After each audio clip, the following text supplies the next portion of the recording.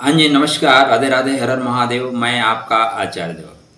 आज इस वीडियो पे बात करेंगे शनि देव जो न्यायाधीश हैं, कर्म के दाता हैं। संसार में जो भी नौकरियां मिलती हैं ना, उसमें शनि का रोल होता है। कर्म शनि के अधीन है और इसीलिए शनि जो है लोगों के ऊपर साढ़े साती ढैया या 3 दृष्टियों से प्रभाव रखते हैं। तो शनि का प्रभाव सर्वाधिक है। जिस राशि पर बैठते हैं उस राशि पर प्रभाव होता है। एक घर आगे होता है, एक घर पीछे होता है। 3 घर को सीधा प्रभावित करते हैं। साथ में इनकी 3 दृष्टियां हैं, 3, 7, 10। तो 3 और घर को प्रभावित करते हैं। मतलब 12 घरों में 6 घरों को कंटिन्यू प्रभावित करते हैं। इसलिए शनि बहुत महत्वपूर्ण है। 50% को ये अपने प्रभाव में लेके रखते हैं। तो शनि महाराज वक्री होके धीरे से मकर में प्रवेश कर रहे हैं। वक्रित हो चुके हैं, लेकिन यह 12 जुलाई को अपने ही घर में प्रवेश कर रहे हैं। मकर में, कुंभ से नीचे आ रहे हैं मकर में। अच्छी बात यह है कि ये नक्षत्र परिवर्तन नहीं कर रहे हैं।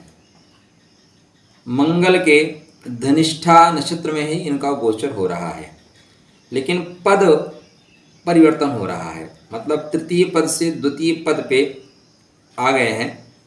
अब जो द्वितीय पद है मंगल का, मंगल के धनिष्ठा नक्षत्र का, उसमें जो नवांश अधिपति आपको मिलेंगे वो नवांश अधिपति बदल जाएंगे। अभी तक तुला थे, अब हो जाएंगे कन्या। तो बुध जनित लोगों के लिए निश्चित रूप से होगा लाभ, क्योंकि इस पे जब नवांश में जाएंगे तो बुध का सर्वाधिक होगा प्रभाव। तो मेष लग्न से लेके मीन लग्न पर्यंत तक, मेष राशि से लेके मीन राशि पर्यंत तक या शनि की गोचरी स्थिति क्या क्या प्रभाव देगी, सदैव याद रखिएगा। मेरे चैनल पे मैं आपको नक्षत्रों तक की बात करता हूँ। देखिए, जब भी कोई ग्रह गोचर चलता है ना, तो वो सर्वाधिक प्रभाव क्या देता है? सर्वाधिक प्रभाव ये देता है कि अपने जिस घर का स्वामी है उस घर का प्रभाव देने की कोशिश करता है। आप जहाँ पे जाते हैं तो आप अपने आचरण को, अपने व्यक्तित्व को, अपने संस्कार को लेके साथ चलते हैं। संस्कार आपके क्या हैं? उसी तरह ये जो हमें मिलता है ना, ये ग्रहों से मिलता है। तो ग्रह भी उसी संस्कार से चलते हैं, अपने घर का लाभ देने की कोशिश करते हैं। साथ में अपने नक्षत्रों का फल देने की कोशिश करते हैं। तो मतलब पुष्य नक्षत्र, मतलब कर्क राशि में इसका प्रभाव डायरेक्ट पड़ेगा। दृष्टि हो या ना हो, प्रभाव पड़ेगा। पुष्य नक्षत्र वहाँ चल रहा है। उसके बाद वृश्चिक राशि पे इसका प्रभाव पड़ेगा, क्योंकि अनुराधा नक्षत्र चल रहा है। और मीन राशि में इसका प्रभाव पड़ेगा, क्योंकि मीन राशि में शनि का नक्षत्र उत्तर भाद्रपद चल रहा है। अतः यहाँ पे प्रमुख रूप से इसका प्रभाव पड़ेगा। तो आज हम चर्चा करेंगे मेष लग्न से लेकर मीन लग्न पर्यंत तक शनि महाराज की गोचरी स्थिति। राशि के अनुसार भी आप देख सकते हैं, लेकिन लग्न के अनुसार ज़्यादा प्रभावी होगा। क्या असर होगा, क्या दे के जाएंगे, क्या रखनी है सावधानी, क्या मंत्र का जाप करना है, किन चीज़ों से होगा लाभ आपको।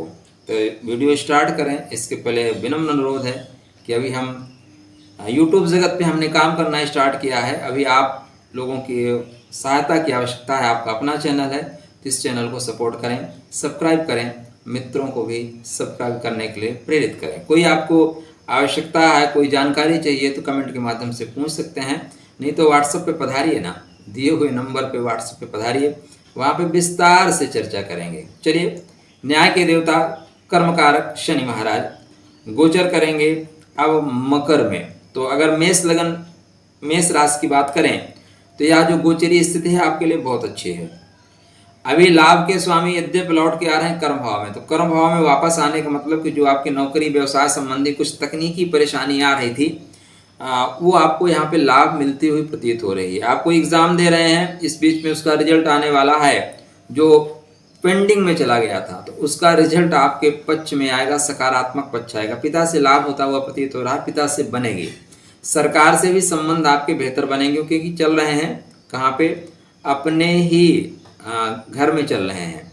आपकी मेष लग्न या मेष राशि है, तो अभी आपके ऊपर से शनि की तृतीय दृष्टि हट चुकी है, तो ढैया से आपको मिल जाएगी मुक्ति। तो तनाव आपका हो जाएगा कम। निश्चित रूप से यह जो परिवर्तन है आपके लिए लाभकारी है।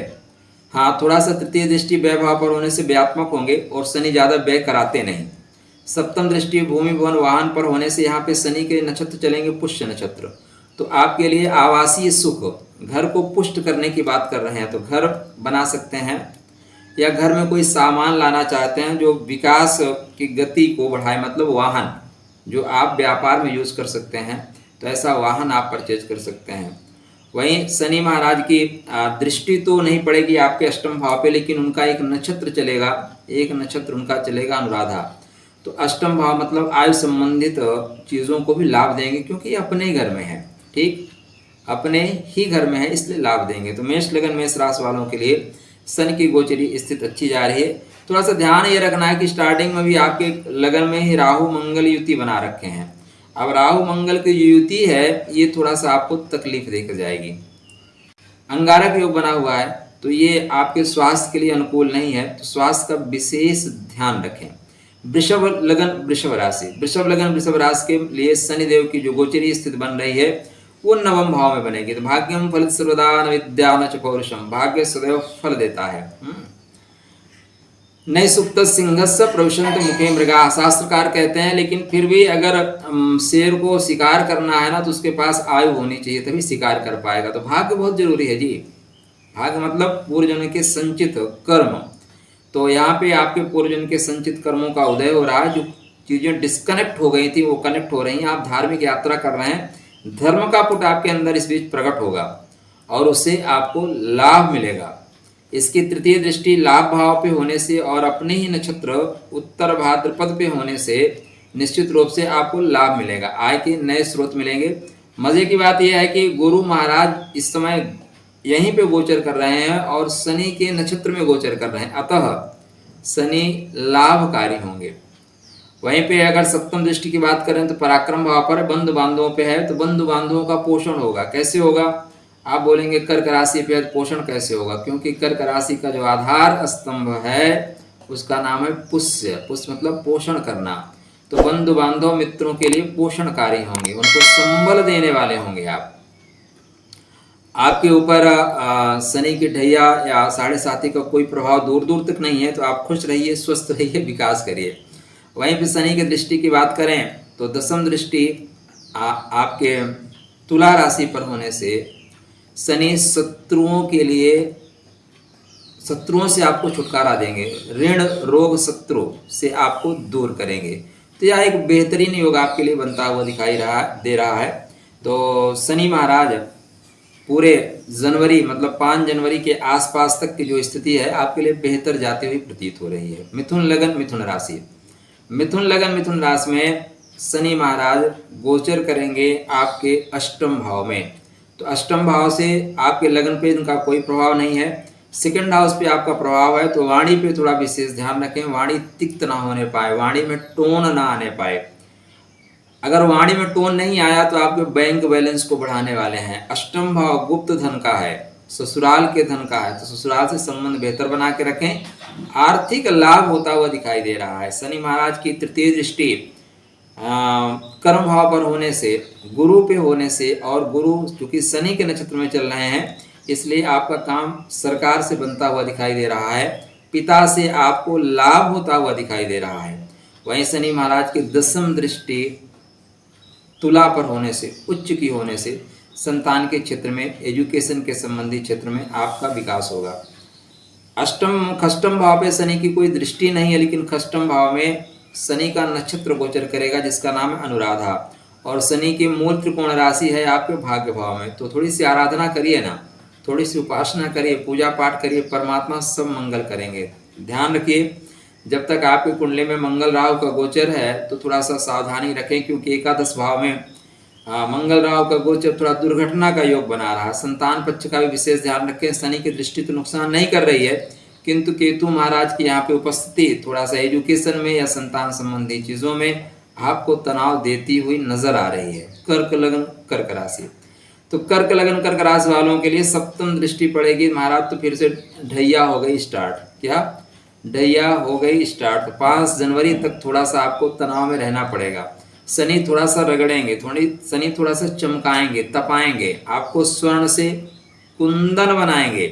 तो इसलिए शनि की जो दृष्टि है थोड़ा सा संघर्ष तो कराएगी। यहाँ पे लाभ क्या होगा, अगर विवाह संबंधित वार्ता हुई थी कुछ बीच में डिस्कनेक्ट हो गई तो इस समय पुनः विवाह संबंधित वार्ता होती हुई प्रतीत हो रही है। विवाह के लिए आप आगे बढ़ेंगे। व्यापार अचानक आपका रुक गया था तो यहाँ पे व्यापार भी आपका बढ़ता हुआ प्रतीत हो रहा है। शनि की तृतीय दृष्टि भाग्य भाव पर होने से बड़ों की सहायता लीजिए, बड़ों की बातों को मानिए। बड़े इसलिए बड़े नहीं है कि उम्र उनकी ज़्यादा है, बड़े इसलिए बड़े हैं कि उनके पास अनुभव बहुत ज़्यादा है। वो अनुभव किताबों से नहीं मिलता, तो उनको प्रणाम करिए, उनका आशीर्वाद लीजिए और आपके भाग्य के कपाट उनके आशीर्वाद से खुलते हुए नजर आ रहे हैं।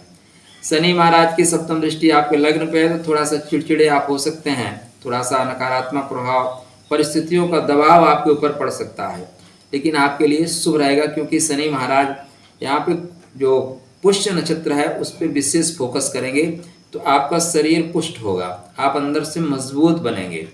वहीं शनि की दशम दृष्टि आप देखें तो आपके भूमि भवन वाहन पे है, तो यहाँ पे भूमि भवन वाहन पे दशम उच्च की दृष्टि होने से निश्चित रूप से भूमि भवन वाहन का लाभ होगा। अब 11वीं दृष्टि तो होती नहीं, लेकिन फिर भी शनि महाराज का जो नक्षत्र है अनुराधा पे होने से थोड़े से आपके अंदर धर्म का पुट या ईश्वर के प्रति आस्था बढ़ेगी और इष्ट के प्रति आप कनेक्ट होने की कोशिश करेंगे, जो कि आपके लिए अत्यंत शुभ कारी योग है, अच्छा योग है। सिंह लगन सिंह राशि, सिंह लगन सिंह राशि वालों के लिए जो गोचरी स्थिति है थोड़ा सा तनाव दे के जाएगी, कारण आपके सप्तमेश चले जाएंगे अपने से द्वादश, तो आपके दाम्पत्य जीवन संबंधी थोड़ी सी जो पहले परेशानी थी बीच में थोड़ी आसानी हो गई, वो पुनः फिर से परेशानी में आप आ रहे हैं। अच्छा ये है कि आपके ऊपर से ढैया का प्रभाव खत्म हो रहा है, तो आप मानसिक तनाव से तो बच रहे हैं, किंतु दाम्पत्य जीवन में जो जीवन साथी है वो आपसे 360 डिग्री दूर जा रहा है, मतलब बहुत दूर जा रहा है। तो हो सकता है जीवन साथी की यहाँ विदेश की यात्रा बन जाए, जीवन साथी विदेश की यात्रा हो या नौकरी में उनका स्थानांतरण हो जाए जिसकी वजह से दूर जाना पड़ रहा हो। लेकिन चिंता न करें, 5 जनवरी के बाद आपको बुला लेंगे, आप उनके साथ रहते हुए प्रतीत हो रहे हैं, तो ये बेहतर योग आपके लिए है, आप लाभ उठाएं। अष्टम भाव पर तृतीय दृष्टि होने से आयु संबंधित आपको लाभ मिलेगा। यहाँ पे अपने ही नक्षत्र उत्तर भाद्र पे शनि की दृष्टि रहेगी, अतः ये बहुत कुछ तैयारी करने वाले हैं। उत्तर भाद्र पद जो है पैकअप के पहले की तैयारी है, जीवन में यहाँ से जाने से परमात्मा से पहले जो मिलने जाना है उसके पहले की जो तैयारी है उसको बोलते हैं उत्तर भाद्र पद। मतलब श्रेष्ठता के काम करिए क्योंकि परमात्मा के दर पे जाना है जी, परमात्मा से मिलना है। वो पूछेंगे क्या किया बेटा, तो उसका नक्षत्र है। सप्तम दृष्टि वैभाव पर होने से थोड़े से खर्चीले हो सकते हैं, लेकिन ये खर्च होंगे आपको पुष्टता प्रदान करने वाले होंगे, आपको मजबूती देने वाले होंगे। वहीं शनि महाराज की दशम दृष्टि पराक्रम भाव पर होने से बंधु बांधव मित्र जन आपका सहयोग करते हुए प्रतीत हो रहे हैं, मित्रों के सहयोग से आपका विकास होगा। तो शनि की गोचरी स्थिति आपके लिए अच्छी है। ध्यान दीजिएगा, पुष्य अनुराधा उत्तर भाद्रपद इन तीनों की पुष्टता के लिए आपको ध्यान देना चाहिए। आपकी कुंडली में अभी नवम भाव में मंगल राहु स्टार्टिंग में चल रहे हैं, तो स्टार्टिंग में आपको 10 अगस्त तक विशेष ध्यान रखना पड़ेगा। कन्या लगन कन्या राशि, कन्या लगन कन्या राशि वालों के लिए गोचरी स्थिति ठीक है। पंचमेश पंचम भाव में ही आ गए हैं, बहुत अच्छा है। और मजे की बात यह है कि बुध के नवांश में आए हैं, तो बुध आपके लग्न के स्वामी है और कर्म के स्वामी है।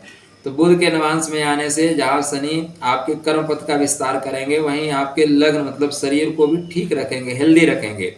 बीच में आपके रोग प्रतिरोधक क्षमता कुछ कमजोर हो गई थी, अभी वह रोग प्रतिरोधक क्षमता बिल्कुल ठीक होती हुई प्रतीत हो रही है। तो ध्यान क्या देना है, ध्यान ये देना है कि शनि की तृतीय दृष्टि सप्तम भाव पर है और गुरु महाराज भी इसमें शनिवत हैं, मतलब शनि के नक्षत्र में ही चल रहे हैं। तो जीवन साथी से संबंधों का रखें विशेष ख्याल, छोटी छोटी बातों में संबंध में दूरी या दरार ना आने दें। सप्तम दृष्टि आय भाव पर होने से पुष्य नक्षत्र पे होने से पुष्य आपको पोषण मिलेगा, आय के स्रोतों में विकास होगा। वहीं पे शनि की दशम दृष्टि आपके वाणी भाव पर होने से थोड़ी सी वाणी आपकी तिक्त हो सकती है, वाणी संभाल कर बोलिए। अगर संभाल कर बोले तो पैसा मिलेगा, नहीं संभाल कर बोले तो फिर परेशानी परिवार में और पैसे में हो सकती है। पराक्रम में अनुराधा चल रहा है महाराज, तो राधना करिए, साधना करिए, उपासना करिए, आपका पराक्रम बहुत अच्छा होता हुआ प्रतीत हो रहा है। तुला लगन तुला राशि। अब देखिए तुला लगन तुला राशि वालों के लिए स्थिति ये बनेगी कि उनके ऊपर फिर से ढैया स्टार्ट हो जाएगी। क्या? ढैया स्टार्ट हो जाएगी। अब ढैया स्टार्ट, अब तुला लगन तुला राशि वालों के लिए मैक्सिमम आप देखेंगे जो ढैया है 7.5 है, बहुत अच्छा फल देके जाती है, जो मैंने अनुभव किया है। आपका अगर एक्सपीरियंस अलग है तो आप शेयर करिएगा। ये स्थितियां तभी विपरीत होंगी जब आपकी कुंडली में गुरु की महादशा चल रही हो, ठीक है ना, या मंगल की दशा चल रही हो, तब आपको शनि रगड़ सकते हैं। बकाया शनि सुख देंगे क्योंकि सुख के स्वामी है, प्रेम के स्वामी है। तो यहाँ ढैया भी आपको सुख सुविधा देने वाली है। घर के लिए आपको काम तो करना ही पड़ेगा। ठीक। तृतीय दृष्टि शत्रु भाव पर होने से शत्रुओं से शनि निजात दिलाएंगे, ऋण से निजात दिलाएंगे, रोग से निजात दिलाने की ओर बढ़ रहे हैं, किंतु श्रम आपको करना पड़ेगा। सिर्फ बैठे रहने से कुछ नहीं होगा। वहीं पे शनि महाराज की जो दशम और सप्तम दृष्टि है कर्म भाव पर होने से सरकार से लाभ, पिता से लाभ आप ले सकते हैं। नम्र बन के देखिए, लेना है शब्द क्या है, ले सकते हैं, मतलब आप झरने के पास जाइए और अपने जो पात्र है उसको उल्टा करके खड़े हो जाइए, तो आपको फिर कुछ नहीं मिलेगा। एक विनम्रता चाहिए, कुछ भी पाने के लिए विनम्रता चाहिए। जब आप ज्ञान लेने के लिए किसी के पास जा रहे हैं तो नम्रता आए तो ज्ञान अपने आप आ जाएगा। तो पिता से यहाँ लाभ लेना है, सरकार से लाभ लेना है, तो नम्रता रखिए। या शनि की ढैया आपके लिए बेहतर करके जाएगी।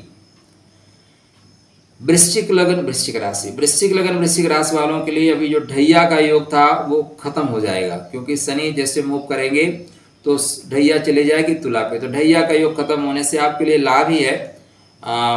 वृश्चिक लगन वृश्चिक राशि वाले भी 7.5 ढैया में थोड़ा कष्ट तो उठाते हैं, किंतु शनि चमकाता है जी। शनि आपके पराक्रम का स्वामी है। और दुनिया में वो कौन है जो पराक्रम के बिना पूजा गया है?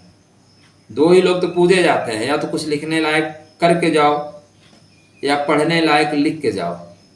तो यहाँ पे शनि आपको ऐसा कुछ करवा के जाएगा जिसको लिखा जाएगा। तो बढ़िया है, आपकी ढैया हो चुकी है समाप्त। तो 5 जनवरी तक करिए आराम। 5 जनवरी के बाद पुनः शनि आएंगे, मतलब कर्म में कुछ कमी रह गई थी, कुछ काम अधूरे रह गए थे, उन कार्यों को पुनः आपको ध्यान दिलाने के लिए शनि आपके पराक्रम भाव बहुत महत्वपूर्ण होता है जी।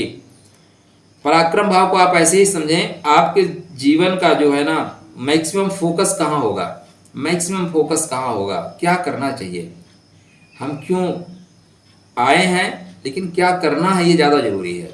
तो वृश्चिक लगन का मैक्सिमम फोकस कहाँ होता है? मकर पे, मतलब कर्म पे। शनि कैसा है? शनि बोलता है सबकी सहायता करिए, कोई आपके लिए कर रहा है नहीं कर रहा है आप करिए।